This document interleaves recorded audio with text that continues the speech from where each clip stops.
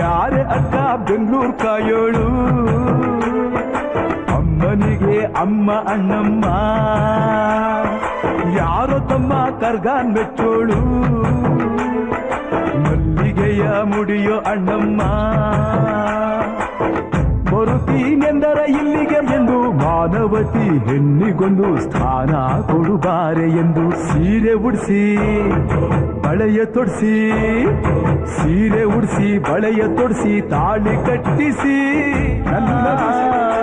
ಆಡಿದ ಮಾತನ್ನು ಮೀರ್ದಿರೋ ಭಕ್ತರ ಇವಳಿಗೆ ಇಷ್ಟ ಇಷ್ಟ